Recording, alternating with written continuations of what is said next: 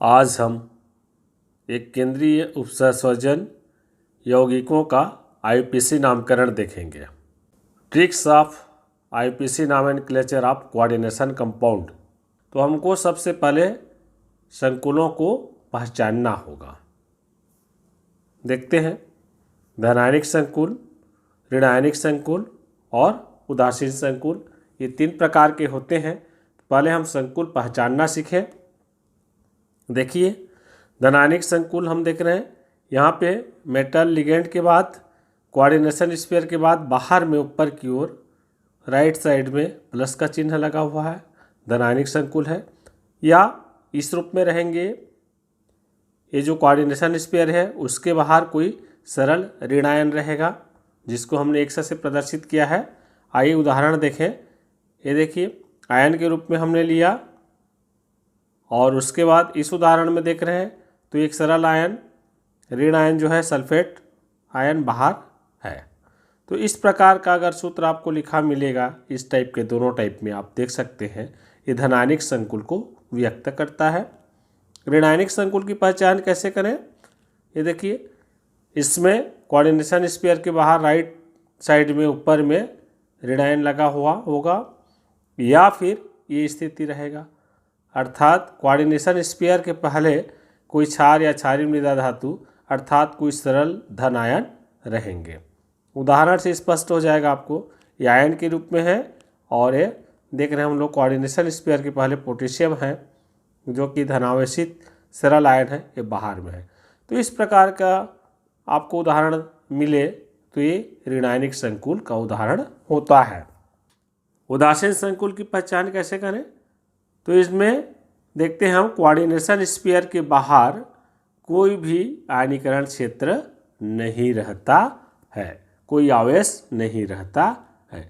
इस प्रकार से आपको दिखाई देगा, या ज़्यादा होगा तो इसमें ऊपर राइट साइड में 0 लिखा मिलेगा क्योंकि यह उदासीन होता है, इसमें किसी प्रकार का कोई आयन नहीं होता है।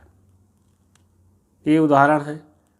अब संकुल पहचान लिए, उसके बाद प्रत्येक संकुल का नामकरण के लिए मैं आप लोगों को ट्रिक बता रहा हूँ सूत्र के माध्यम से। आइए देखते हैं। पहला, धनायनिक संकुल का नामकरण। तो इसमें हमको सबसे पहले लिगेंड लिखना होगा, फिर केंद्रीय धातु आयन को लिखेंगे, उसके बाद ऑक्सीकरण संख्या को छोटे कोष्टक में रोमन अंक में लिखा जाता है। फिर अगर आयन दिया हुआ हो तो आयन लिखेंगे ऑक्सीकरण अंक के बाद में। अगर आयन का चिन्ह नहीं है, धन आयन का चिन्ह नहीं है, तो हम उसमें जो सरल ऋण आयन दिए रहता है उसका सैंपल नाम लिख देते हैं बिना संख्या के। ये देखिए, ये धनायनिक संकुल का उदाहरण है और ये ऋणायनिक संकुल का उदाहरण है। यहाँ पे मैंने ये लिख दिया है, वहाँ पे X लिया था, ये फार एनायन आप मान सकते हैं। और ये उदाहरण देखिए, तो इस उदाहरण का अब नामकरण करना है हमको, है ना, और इसका वो नामकरण करना है। तो ये दोनों प्रकार का हमने लिया, कैसे पहचानेंगे संकुल को। अब ये धनायनिक संकुल को नामकरण करने के लिए हम सबसे पहले इनका ऑक्सीकरण अंक ज्ञात करना पड़ेगा। तो आइए देखते हैं। निकल का ऑक्सीकरण अंक 100 होगा और अमोनिया लिगेंड की संख्या 4 है तो हमने 4 लिया। इसमें आवेश 0 रहता है अमोनिया में, इसलिए 0 से गुणा कर दिए, बराबर आ गया +2। ये जो आयन है बराबर करके बाहर लिखा जाता है दाहिनी ओर। अब इसको हल करेंगे तो आता है X + 2। तो इसका आईपीसी नामकरण हो जाएगा टेट्राएमीन निकल 2 आयन। ये लिगेंड को पहले लिखते हैं ना, और लिगेंड के पूर्व लग्न संख्यात्मक मान रहता है उसको लिखते हैं आंकिक मान को। तो टेट्रा है, 4 है तो टेट्राएमीन हो गया, और केंद्रीय धातु निकल है और इसके ऑक्सीकरण अंक आया है 2, तो रोमन अंक में छोटा कोष्टक में 2 लिख दिया गया। और चूंकि यहाँ पे आयन लिखा हुआ है, प्लस चिन्ह है, तो आयन के रूप में है इस संकुल, इसलिए आयन लिख दिया गया। इसका ऑक्सीकरण अंक हो जाएगा X मानेंगे हम कॉपर का, अमोनिया का अणु 4 है तो 4 लिए, आवेश 0 होता है, प्लस सल्फेट में 2- आयन होता है तो -2 लिखे, बराबर 0। अब हल करेंगे तो इसको हम इस प्रकार से लिख सकते हैं, X बराबर 0 + 2, मतलब 4 का 0 से गुणा होगा 0 होगा, धन ऋण का गुणा ऋण, तो इसको पक्षांतर किए तो +2 हो जाएगा, 0 पहले से है तो X बराबर +2 आ जाता है। तो इसका आईपीसी नामकरण हम करेंगे तो ये हो जाएगा टेट्राएमीन कॉपर 2 सल्फेट। तो ये जो हमने सूत्र रखा उस आधार पे इसका नामकरण हो रहा है। ऋणायनिक संकुल का नामकरण, तो पहले धन आयन जो सरल धन आयन रहेगा उसको लिखेंगे, फिर लिगेंड को लिखेंगे, और यहाँ पे एक बात है, केंद्रीय धातु आयन में 8 लगाना पड़ेगा और ऑक्सीकरण अंक लिखा जाता है। एक कंडीशन इसमें बनता है, यहाँ पे सरल धन आयन नहीं रहता है तो बड़े कोष्टक के बाहर राइट दाहिनी ओर यहाँ पे ऋणात्मक आवेश लगा होता है, तो उस आवेश का भी हमको नामकरण करना होता है, आवेश का नाम देना पड़ता है। देखते हैं ये ऋणात्मक रूप में रहेगा या फिर इस तरह से हम देख रहे हैं, धन आयन या कैटायनिक जो क्षेत्र है पहले रहेगा, उसके बाद उपसहसर्जी क्षेत्र के अंदर संकुल आयन रहेंगे। एक उदाहरण है और इसका ये उदाहरण है। अब हम इसका नामकरण करना चाहें आईपीसी तो इस नियमानुसार चलते हैं, तो उसके पहले ऑक्सीकरण अंक निकाल लें इनका, तो निकल का x माने, और चूँकि साइनाइड 4 है तो 4 हो जाएगा, और -1 चार्ज होता है तो -1, और कोऑर्डिनेशन स्पेयर के बाहर -2 यहाँ पे चार्ज है तो बराबर करके राइट साइड में हमने उसको -2 लिखा। अब x बराबर हल करेंगे हम इसको, ये -2 तो है और +4 और माइनस का जब गुणा करते हैं तो -4 आएगा, लेकिन पक्षांतर कर दें हम इसको तो ये +4 हो जाएगा, और +4 में -2 घटा दें तो यह जाएगा +2।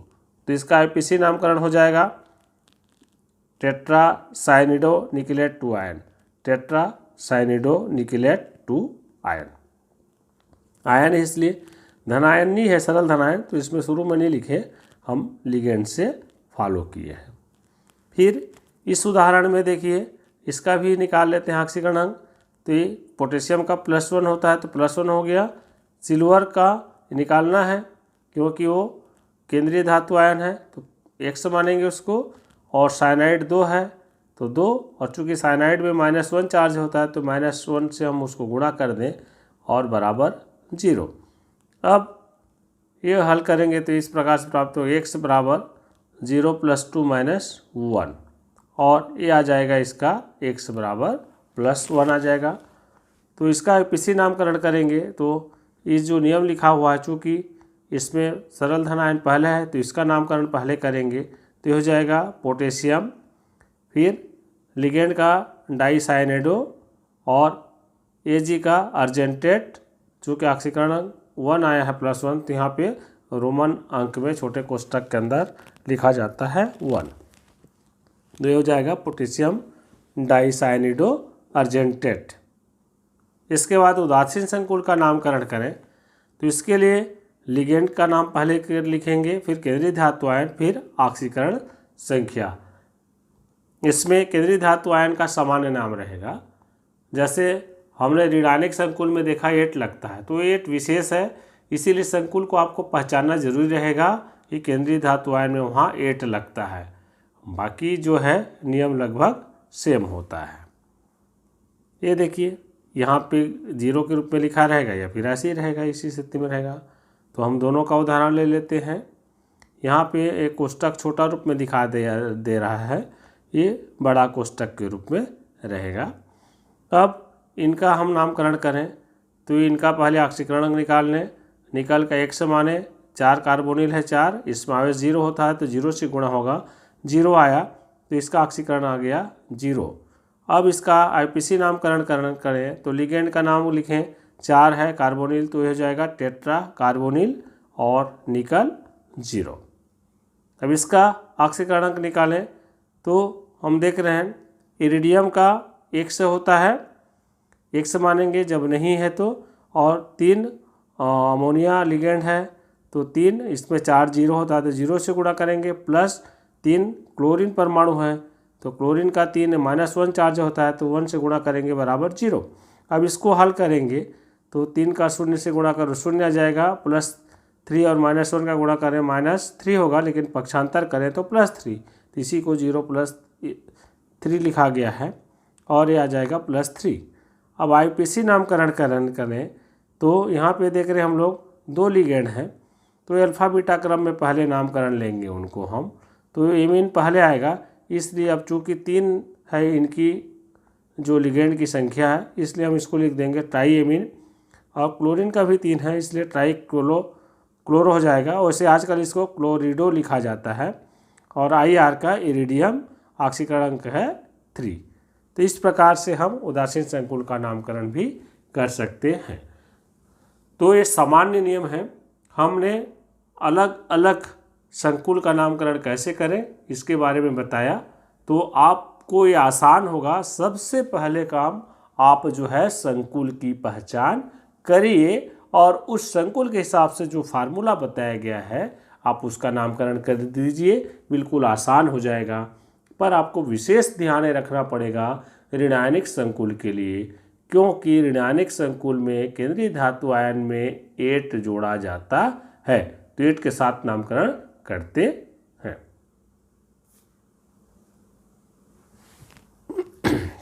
और ये नामकरण का कुछ मैं समरी बनाया हूँ, देख सकते हैं। केटायन, लिगेंड, फिर CMI, ऑक्सीडेशन नंबर, एनायन, सबके लिए सामूहिक रूप से है। जिसको धनायन, सरल धनायन है तो सरल धनायन को लिखो, लिगेंड को लिखो, फिर केंद्रीय धातु आयन को लिखो, फिर ऑक्सीकरण संख्या लिखो, फिर अगर ऋणायन है तो ऋणायन लिखिए। सामूहिक रूप से है, आपको याद करने के लिए आसान जाएगा। तो देखिए, अगर लिगेंड का नामकरण करते हैं तो क्या शर्त आता है, 2 से अधिक लिगेंड हो तो अंग्रेजी वर्णमाला क्रम में लिखो। समान लिगेंड 1 से अधिक हो तो संख्या के आधार पर 2 के लिए डाई, 3 के लिए ट्राई, 4 के लिए टेट्रा, 5 के लिए पेंटा, 6 के लिए हेक्सा, इस प्रकार पूर्व लग्न लगाइए। 8 होता नहीं। लिगेंड में स्वयं के नाम पर डाई, ट्राई, टेट्रा, पेंटा हो तो डाई के लिए 20, ट्राई के लिए 30, टेट्रा के लिए टेट्राकिस, पेंटा के लिए पेंटाकिस लिख करके लिगेंड को छोटे कोष्टक में लिखा जाता है। केंद्रीय धातु आयन की बात करें तो ऋणावेशित हो संकुल तो केंद्रीय धातु आयन में 8 लगा देते हैं, जबकि धनात्मक और उदासीन संकुल में उनका सामान्य नाम लिखा जाता है। ऑक्सीकरण अंक की बात करें तो ऑक्सीकरण संख्या को छोटे कोष्टक के अंदर में रोमन अंक में लिखा जाता है। और देखिए, हमने एक उदाहरण लिया है यहाँ पे K3FeCN6, तो इसमें आपको देखने के लिए मिलेगा इसका पोटेशियम हेक्सासाइनिडोफेरेट 3, फिर सेकंड है हेक्साइमिन क्रोमियम 3 क्लोराइड। तो इस उदाहरण से आपको और स्पष्ट हो जाएगा।